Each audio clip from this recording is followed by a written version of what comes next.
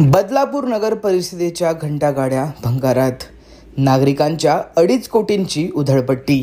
बदलापूरकरांच्या कराच्या पैशातून लाखो रुपये खर्च करून घेतलेल्या गाड्या वापरविना भंगारात काढल्याने नागरिकांनी संताप व्यक्त केला आहे।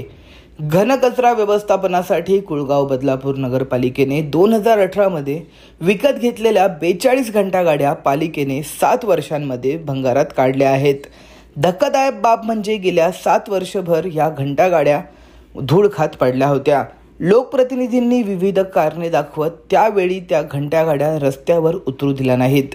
अखेर वाहतुकीस योग्य नसल्याने पालिकेने या गाड्या आता भंगारात विकण्यास काढल्या आहेत।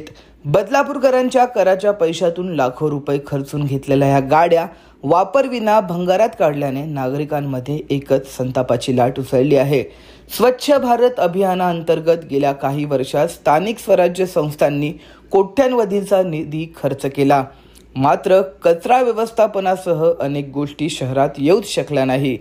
कुळगाव बदलापूर नगरपालिकेने शहराच्या घनकचरा व्यवस्थापनाचा सविस्तर प्रकल्प अहवाल तयार केला होता।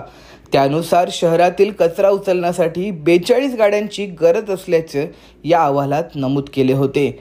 त्यामुळे कुळगाव बदलापूर नगरपालिकेने 5,76,990 रुपये प्रति वाहन या दराने 42 गाड्यांची खरेदी केली।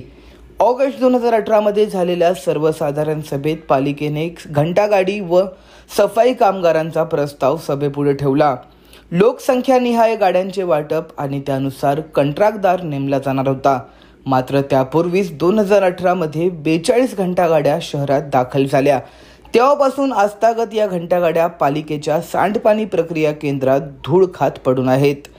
त्यातील काही गाड्या काही दिवस वापरण्यात आल्याची माहिती पालिकेच्या अधिकाऱ्यांनी दिली, मात्र काही गाड्या वडवली येथील डोंगरावर, काही गाड्या मोकळ्या जागेत अनेक महिने धूळ खात पडल्याचे समोर निदर्शनास आले। आता या गाड्या पालिका प्रशासनाने अक्षरशः भंगारात विक्रीसाठी काढल्या आहेत। या गाड्यांसाठी पालिकेच्या तिजोरीतून सुमारे 2.5 करोड रुपये खर्च झाल्याची माहिती देण्यात येते।